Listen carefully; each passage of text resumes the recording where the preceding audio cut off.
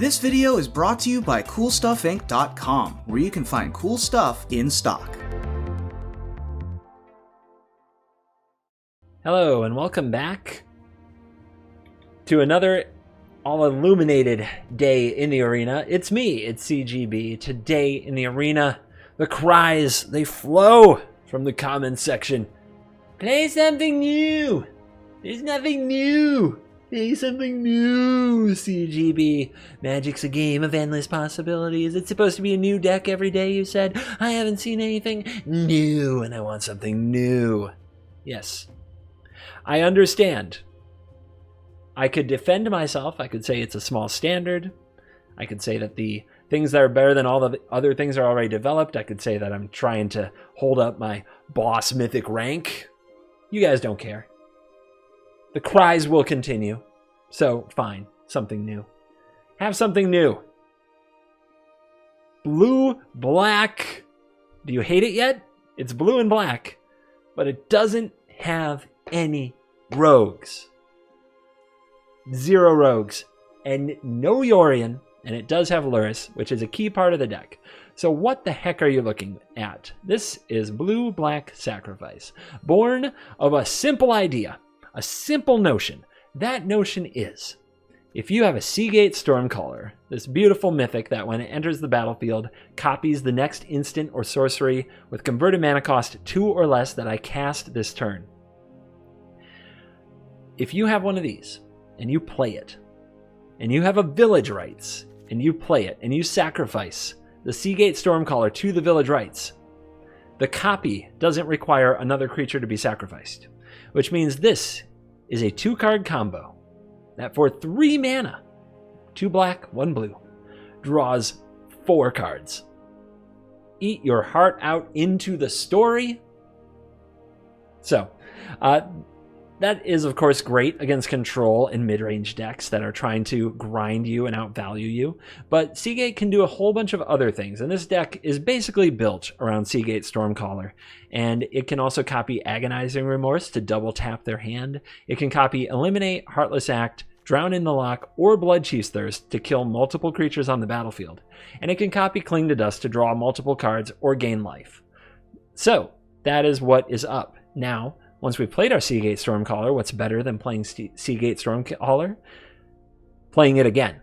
So we have 4 Agadeem's Awakening, a Call the Death Dweller, and that's where Lurrus comes in as a key way. If you do something like Seagate, Agonizing Remorse, take all the removal, play Lurrus, get back your Seagate Stormcaller, cast Village Rites, and then do that again and again, it kind of loops to where you're playing Seagate Stormcaller off your Lurrus all the time and getting back more and more duplicate spell power from your graveyard.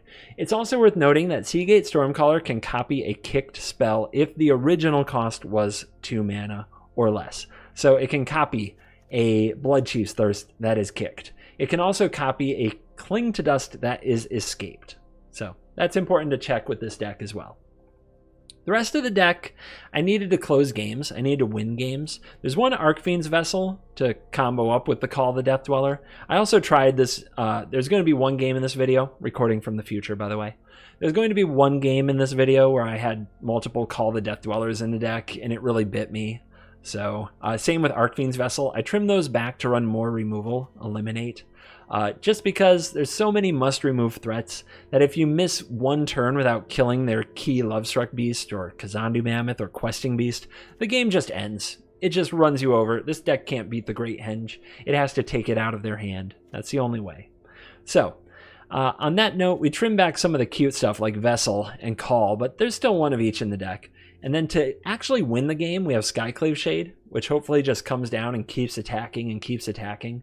It's reliable against rogues and control. It has a much harder time against anything that keeps creatures on the field, hence we have to kill them all. But to go bigger and more resilient than the Skyclave Shade, 4 copies of Crawling Barrens. Not only does it help you hit your land drop to keep bringing back the Shade and possibly kick the Shade, but you can pump all that extra mana into this into the late game, and the opponent usually folds very quickly, especially if you hit them with that Agonizing Remorse. Make sure that they can't kill the Barrens. This is a tricky deck to play in a way that Rogues is. It's complicated. everything you do on every turn matters as you approach your end game. And is it good?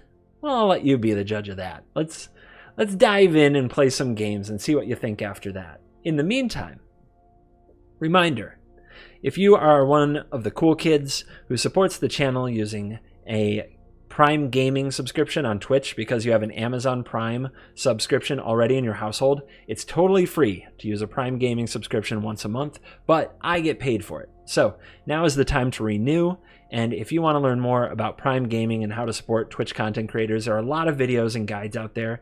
If you search for Prime Gaming, that should be easy enough to walk you right through it.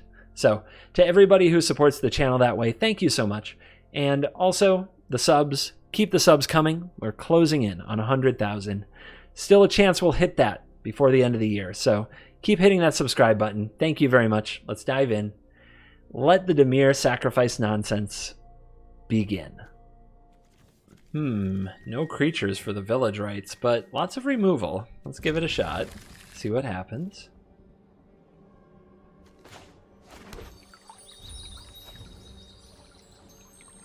Skyclave Shade off the top would be priceless. On the play against rogues. They usually don't have a good way to deal with it. Okay. So it begins. The great roguing of our time. How about a Cling? Thank you. Yeah, and sometimes my deck is so nice. Do we want to fill this faster? Don't think we want to use the Heartless Act right here, because it's instant speed. So let's just get the Thirst cast.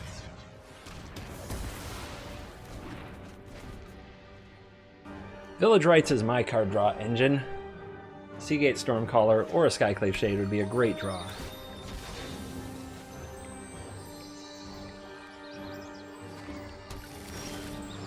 Nice.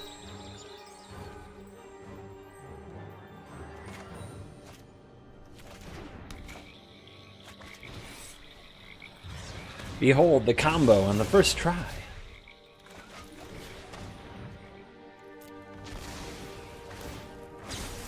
My draw 4 is cheaper than yours.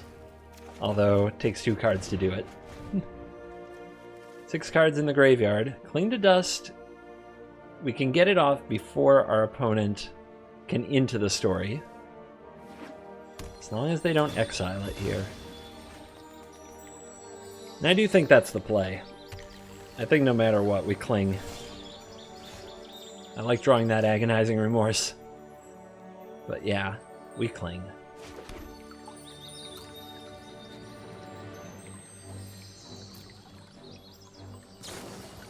Yep, they go for Thought Thief. This will go to 8, then it'll go down to like 6, then this will be 2 more. Let's get it done before they can untap.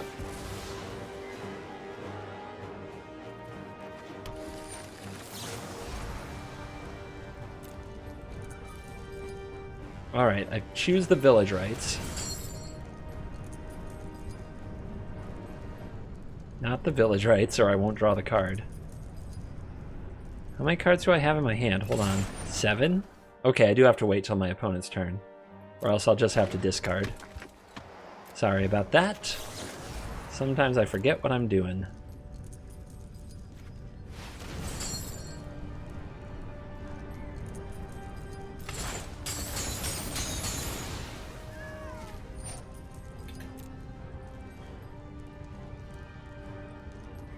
Voila, no graveyard.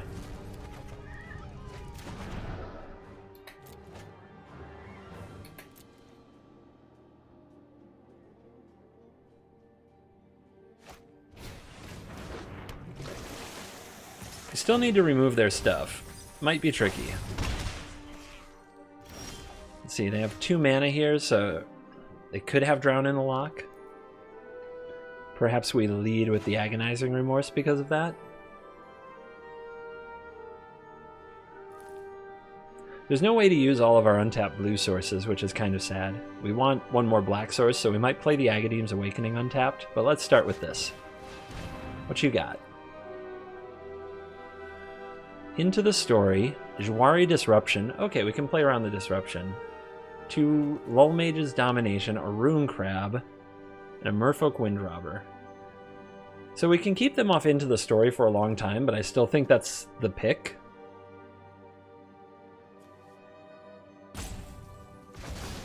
And we've got 3 cards in graveyard right now. So we play Untap Land. They can't play anything else this turn. 4 cards in grave. Alright. Destroy this thing.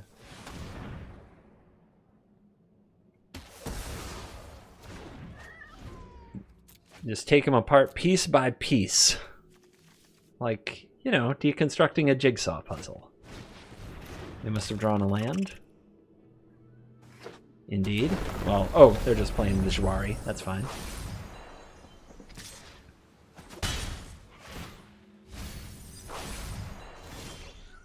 Another Stormcaller. So what do we want to copy? We could copy the Drown in the Loch. And just kill their stuff. Of course, we're at a full graveyard. We should probably cling. We should cling. Let's do it now. We're going to play Skyclave Shade afterwards, probably. Actually, we're way up on cards. We should be exiling their creatures just to gain life.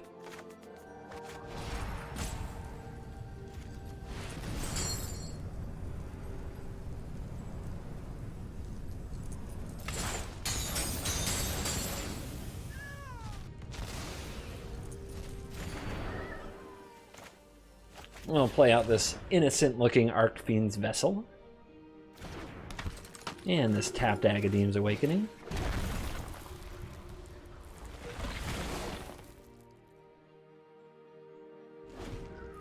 I don't think I want to take 3.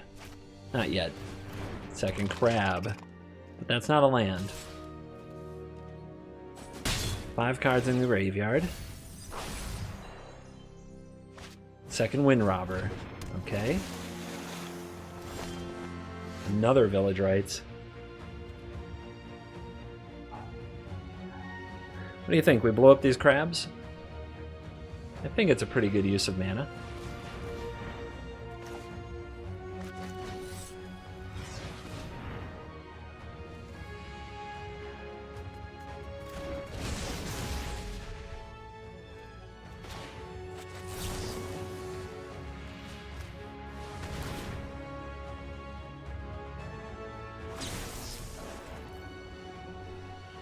Dead freaking crabs. Die, crab, die. Alright, the opponent can rip into the story here, mill me, and play it, which is the way that they need to go, but okay, they have Heartless Act. Do I want to draw 2 or play the Shade? I guess I'll draw the cards. It does put the opponent to where they can sacrifice these, but they've got to do it before I get to cling. And they don't have the end of the story, so they have to rip it.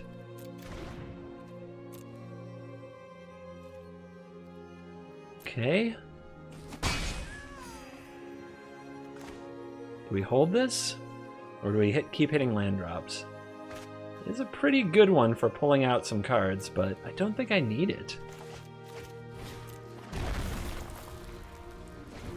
I think I need a lot of land to fight this fight, and we're up on mana, so if we can do more per turn than our opponent, we should be able to pull this off. Okay.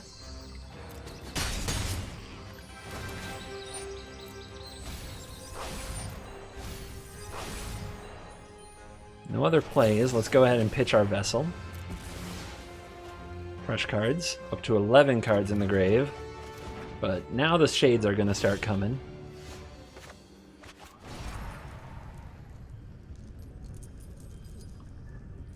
Should we hit the crabs? Yeah, we should probably hit the crabs.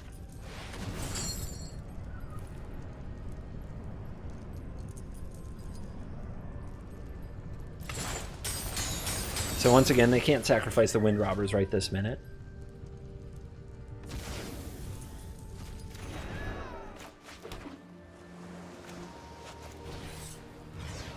And we'll start getting aggressive.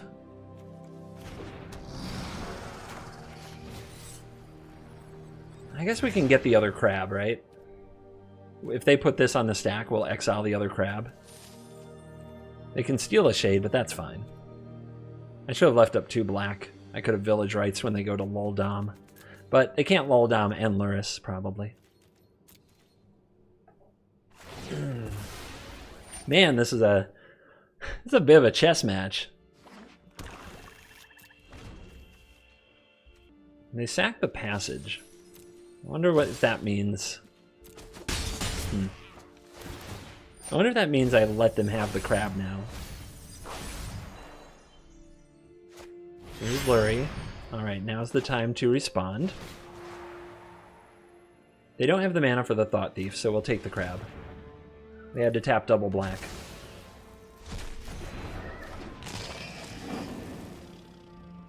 Oh, look at that. Look at that sneaky bugger.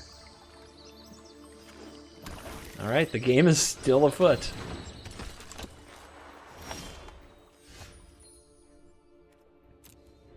Well, Shade can't block.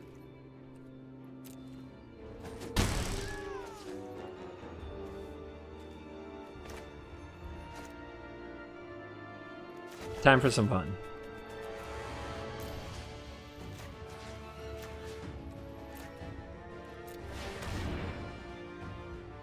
Let's party. Trigger from the Seagate Stormcaller is going to duplicate the Heartless Act. And we get a 5/5. The opponent can steal it, which is ew.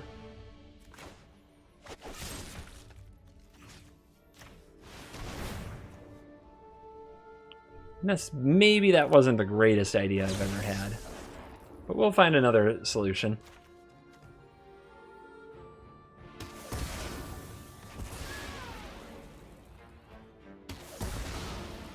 Yeah, that Lul Mage's domination looming large here. And the lack of the black mana. The 4 basic islands in the deck showing up. But they had to tap their blue. We'll figure out a way out.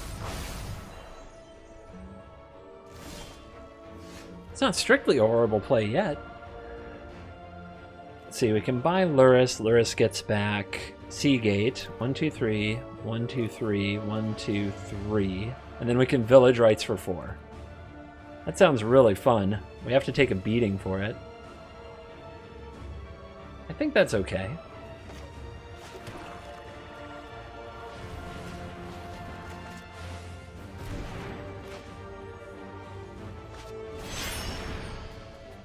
Here, Lurry.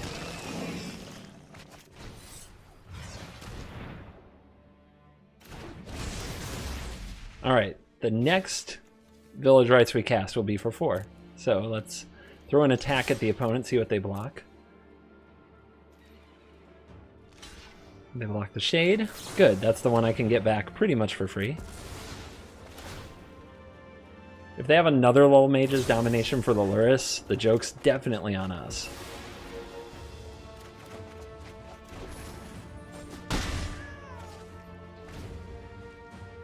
Where's our library? 14 cards!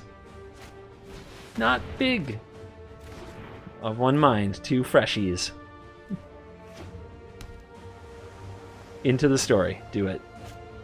Okay, Bloodchief's Thirst, I accept. Oh, the opponent's going for the mill win. You can tell when they don't attack with their 5/5. How are we going to get them? Ooh, Drown in the Lock, and we have another Seagate Stormcaller. But what is Seagate... Like, we can pay enough to triple things with Seagate, but we don't really want to triple to target these. They just draw cards, unless we can... We're at 16. I don't think we can get it low enough. Definitely not the same turn we do that. Alright.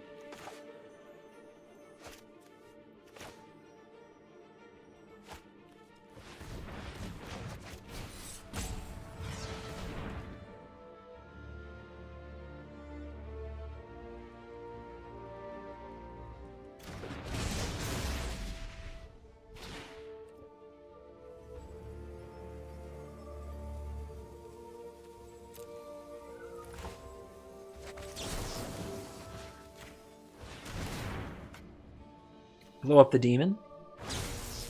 Blow up one of the Wind Robbers, which they sack to draw a card because they're epic.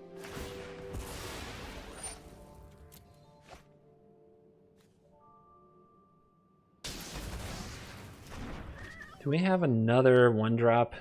I don't think I have another 5/5 ready to go.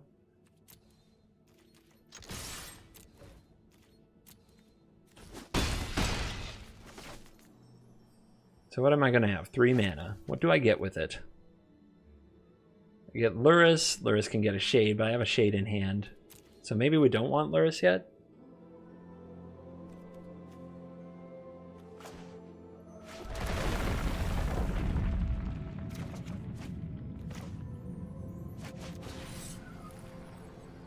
Tempting to kick it. I just think it's too many eggs in one basket.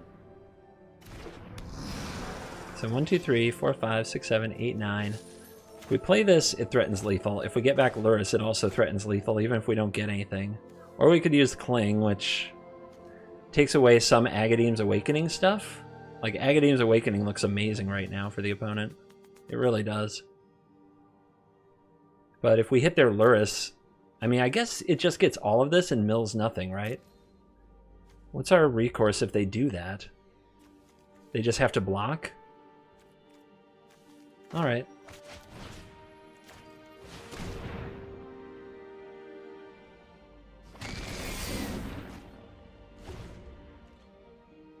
Let's see if you can get me. The library is 11. They can mill 3 extra cards with a full Agadeem's. But then they have to do a lot of blocking. They've got it. They've got it. What a master.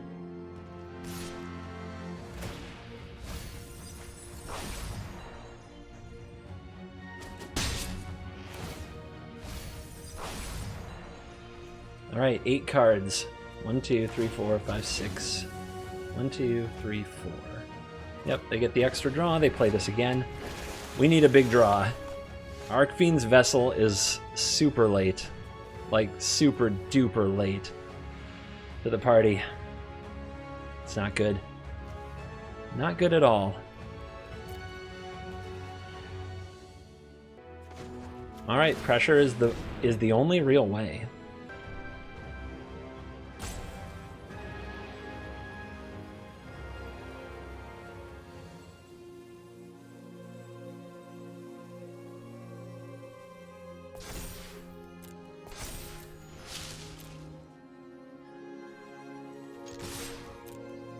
What you got?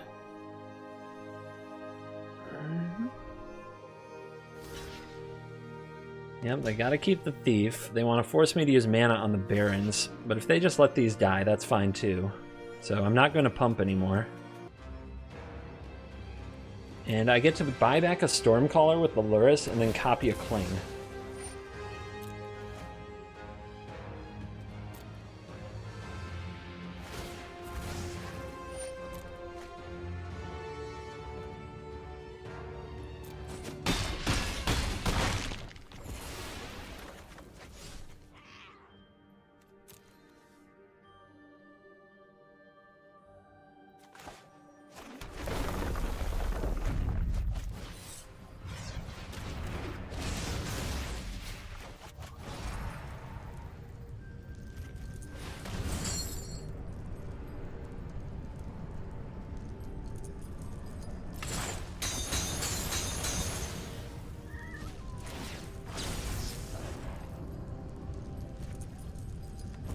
Got them both.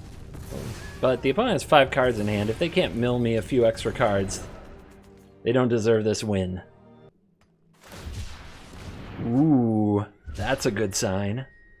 Playing into the story, I dare you. Okay, Crab. That's 3. Fable Passage is 6. Fable Passage is lethal.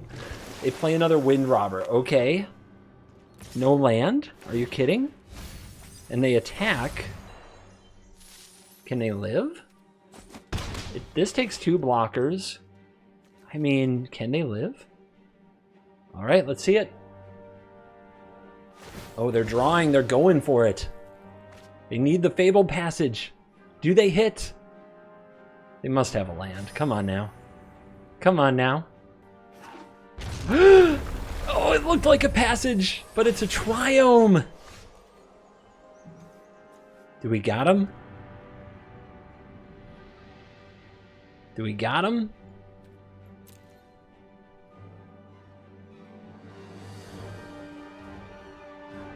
If we activate this, they go block this, they go block this, they go up to 6. If they have the Thieves Guild Enforcer, they would have played it. So they must have another removal spell. Is there anything I can do to play around it? I don't think so. I think this is just go for it time. This is go time, baby! Da-da-da-da-da. Charge. What you got? What is the last card of our deck? I should have looked. It's an Archfiend's Vessel.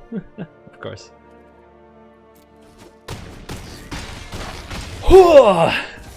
Yeah! With one card in the library, I can say it beats Rogues. Better play smart, though. Big brain. Wow. The algorithm looked at multiple hands and gave me this? I'm disgusted. Better. We can put the Awakening on the bottom. We'd rather draw it later anyway. We do need to draw something to use with the Village Rites. But we'll find something like that. That's fine. Alright, white mana means we don't run out the Shade because we don't want it to get taken by a Glass Casket. We want to sack it to rights, so we'll lead with Remorse. Look at that, a Glass Casket. Who would have thunk it? I guess, do I want them to play it? I want them to spend a turn trying to Glass Casket this and then I sack and draw? I guess so. Maybe Doom Foretold's the right card to take. They're not a Yorion deck. Although Doom Foretold against Skyclave is pretty bad. Maybe it's the Omen of the Sea. Just hope they don't hit land. Okay. I talked myself into it.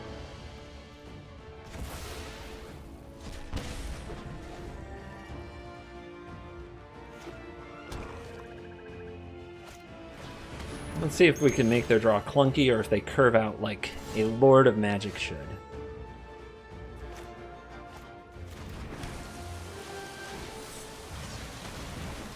I guarantee the opponent takes a shot at this with the Glass Casket.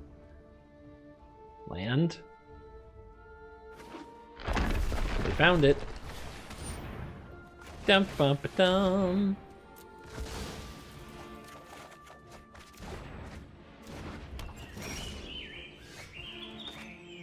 Bring it back out.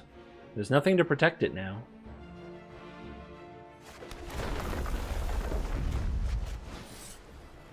Well, we'll make them have another casket. His hand is not going well. The Bloodchief's Thirst is looking very anemic here, and the opponent did hit their cards just fine. Their lands have arrived.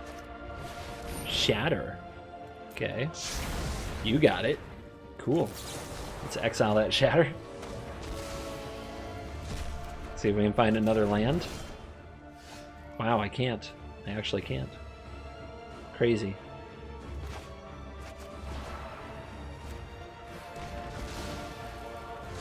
Wow.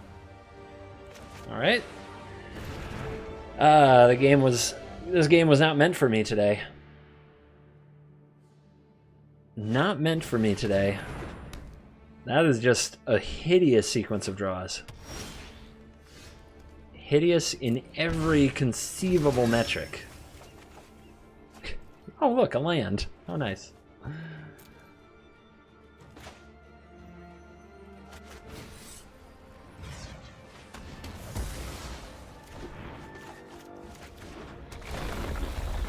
All right, Shade, come on back out.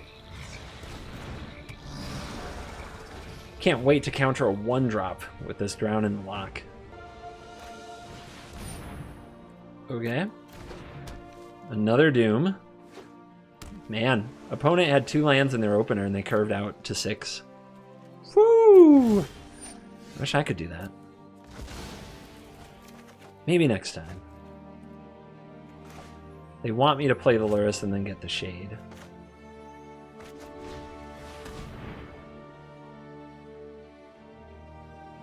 Heartless Act, you're gone. If I play the Lurrus, the opponent can just let Doom Foretold kill it. Rather give them another knight and another card in the graveyard. It starts making Drown in the Lock a card, the more get in there. Come on. Come on. That's just crap. That's what that is. That's just crap.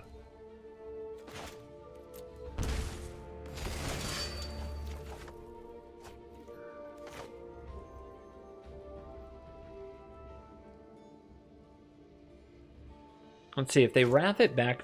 So if I play the Shade and they play the Shatter and they send it back to the graveyard,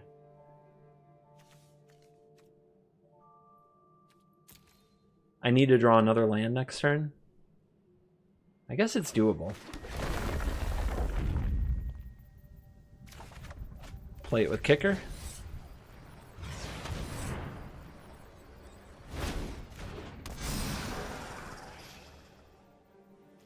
So that the Shatter draws a card if that's what they have to use. They've seen 2 cards since then. They might draw the perfect one. They really want this to get exiled, so let's see what they do. If they play the Shatter, they know I just get it back, so I don't think they actually want to play the Shatter, but okay. They didn't attack first either. Nice. Remember, Shade can't block. Just sits there posing like it might someday. Alright, we need to get some value out of our Cling, so we want to draw a card with that. And we also want to play the Shade.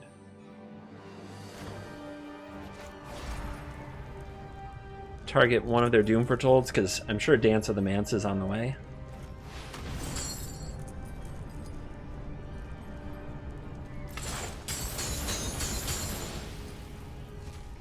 Remember, the whole graveyard's getting exiled on their turn from the Nightmare. And I'd like to hang on to the Awakening, but I don't have to. But yeah, if I draw a Swamp there, it's an easy way to play the Shade.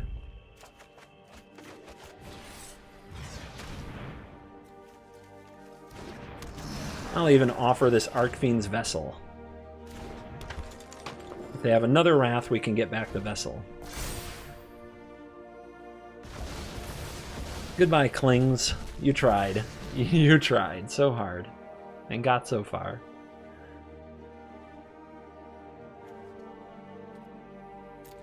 Three nice cards to rebuy if they just happen to have a Dance of the Manse. Okay, they have their own Cling to Dust. Nice. Into an Omen. Rev goes the engines of the Doom Foretold deck. 2 to the top. Rip me. A land? That must have been the other card in their hand. No way they'd keep a land for that spot, right? Unless they really are trying to dance for the full 8. They are. They know about the Drown. They're on 6. So, they can go over the top of the Drown. And they're keeping on top. Like, what? Oh, careful, that would be 7. We draw another Shade.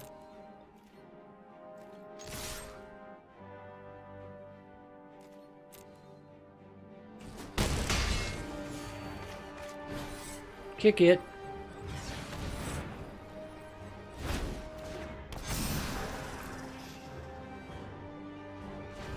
Well, they didn't sacrifice the egg.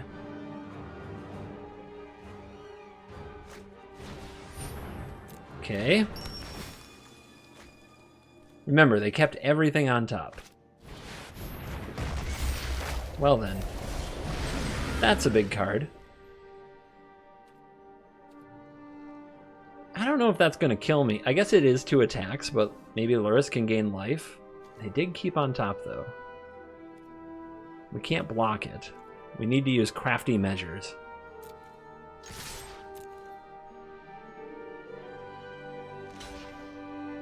I don't think making a 5/5 will do it either. I actually need the 1 life from the Vessel. Heartless Act, that won't do it. Hexproof.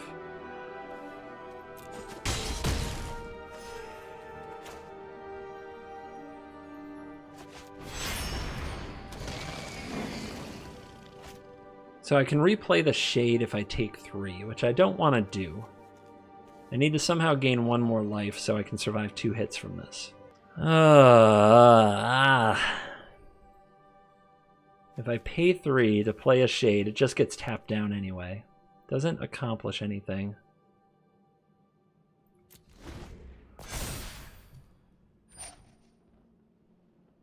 What if I shoot my Lurrus with the Heartless Act and then get it back with the Awakening so it can block this? Talk about a Hail Mary.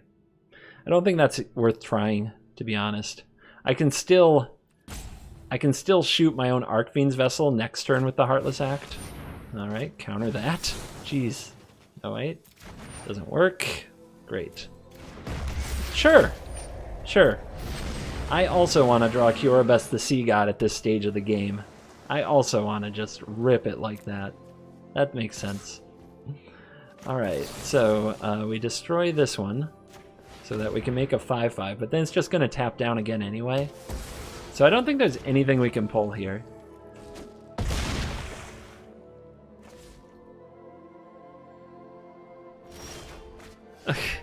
What a joke.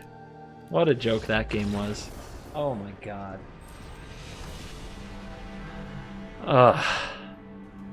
The format is super overloaded with must-kill threats, so I added some eliminates. I trimmed the Call the Death Dweller and the Archfiend's Vessel. Oh look, the card I trimmed. This hand does actual nothing, but we draw any Shade or we draw the Caller and it's awesome. So you have to try. Could get run over. This is Mono Red. They play Mono Red. Tin Street Cadet. Whenever it becomes blocked, make a token. Oh, joke's on you. I don't have any blockers right now.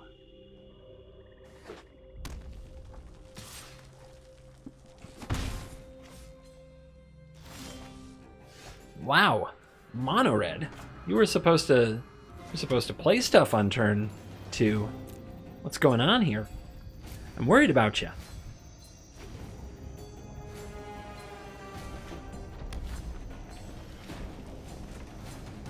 Let's hold the Heartless Act and look for something exciting to kill. There it is. We found the thing that's exciting to kill. Just holding out in case of a Rimrock Knight.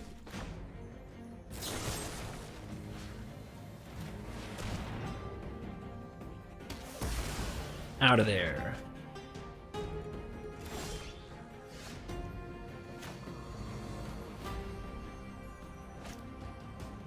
So we should exile this to draw a card and see what we see. We're risking another turn of do nothing.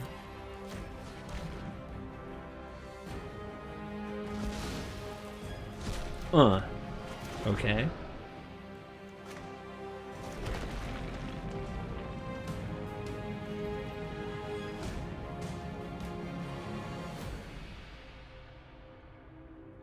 A lot of risk being a 607 playing an 89%. This could get ugly. Raid Bombardment? Well, now we're not letting the Cadet attack. Looks like somebody's trying to recapture the glory, and I use that term loosely, of the Cavalcade of Calamity Days. That's a huge draw with the Seagate Stormcaller.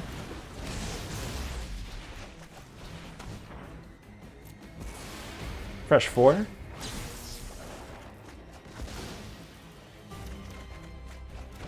Oh, that's nice. Oh, everybody loves it. They love seeing the fresh draw 4 off the Seagate Stormcaller. Second Raid Bombardment. Okay, we can't let the opponent have creatures ever, is what I'm getting from this. So we've got way more cards. Let's start exiling their creatures and gaining life.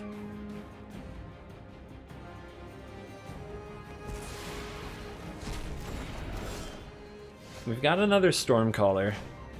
Shall we tear their hand to pieces? Yes, yes, we shall.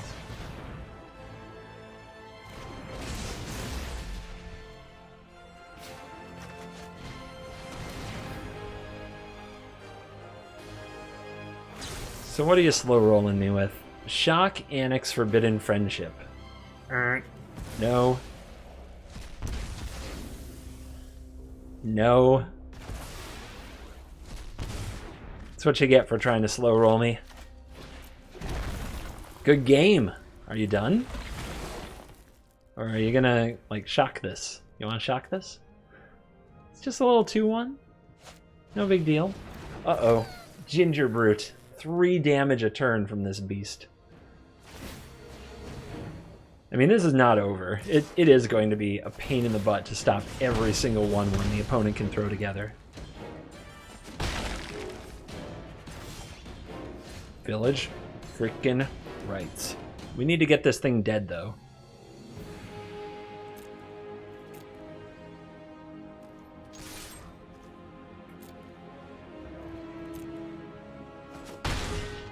I know that Village Rights gets it dead, I'm just saying.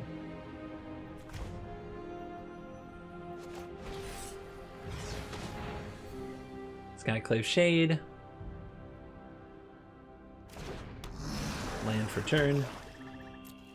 Lots of options.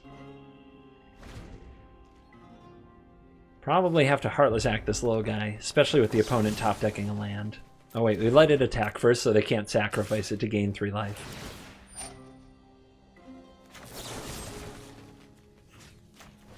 Wait, is their life important or mine? Because now I take 2 more damage. Questionable play, CGB. Questionable.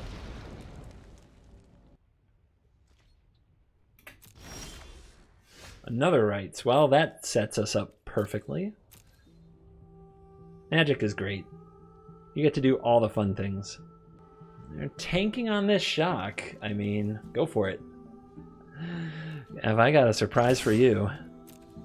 So what we can do is we can sacrifice the Seagate Stormcaller to Village Rights, get it back with Call of the Death Dweller, and then cast another Village Rights. This time sacrificing the Shade. Or we can hold the Call of the Death Dweller and just play this one that we just drew.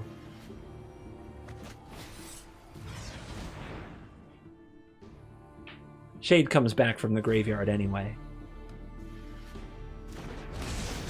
Oh yeah, we're taking them for the ride now. Nope, you.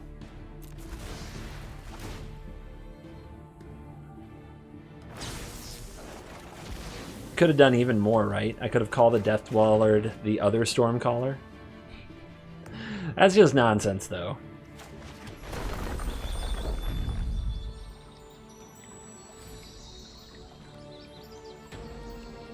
One cool thing you can do with a passage into Shade if you don't need the 1 mana, you can bring back the Shade and then hold the passage to use next turn in case you need to buy the Shade again.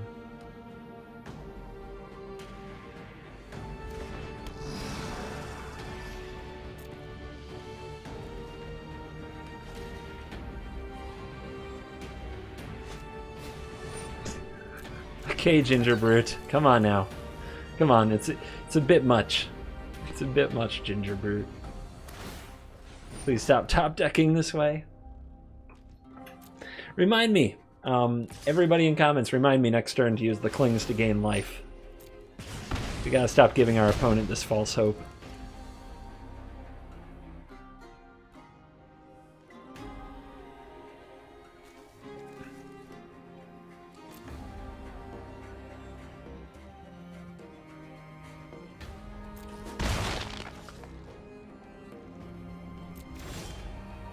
Wow, that's a lot of Blood Chief's Thirst.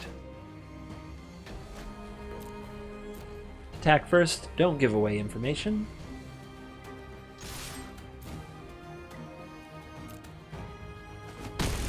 Down to 8. Destroy this Ginger Brute. Land for turn.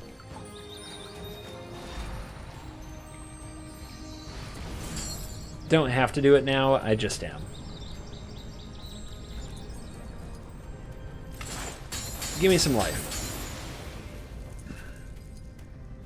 Trying to send the message that the red deck can concede now if they wish. Should we buy Lurrus?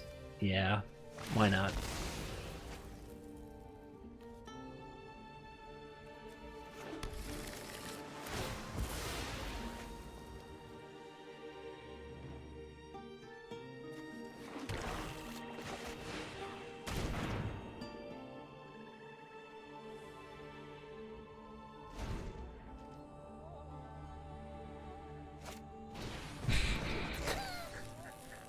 Woo! All right.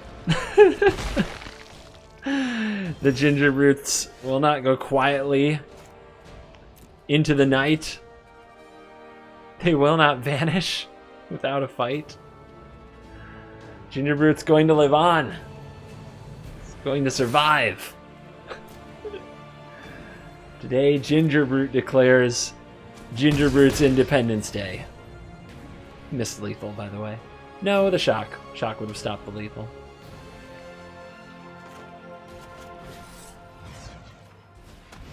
Oh, what? You want me to say it back to you? You're mono red. Here's what I'll say to you. Yeah, dance on your grave. How about that? How about them apples, huh? Oh, they're persisting. Don't you try that crap with me.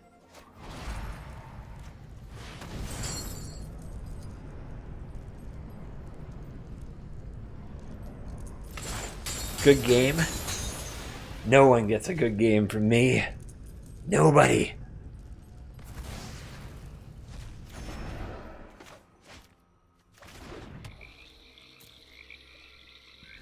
I'll drag this out as long as it takes.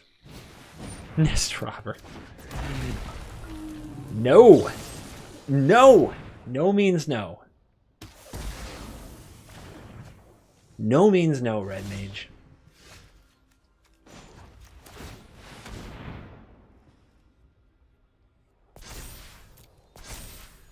There are no good games for Mono Red. You can't make me do it. You can't make me do it.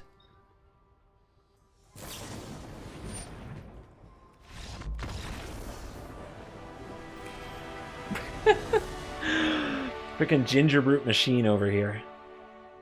And we are back for the post-game wrap on this deck. This deck walks a tight rope. It can't. There's a lot out there that it can't beat. There's a lot it can't deal with. There's a lot it can't handle. But it does have a lot of game and a lot of sequencing, a lot of decisions, and it plays like a weird blue-black control deck with Seagate Stormcaller and the Graveyard as its engine.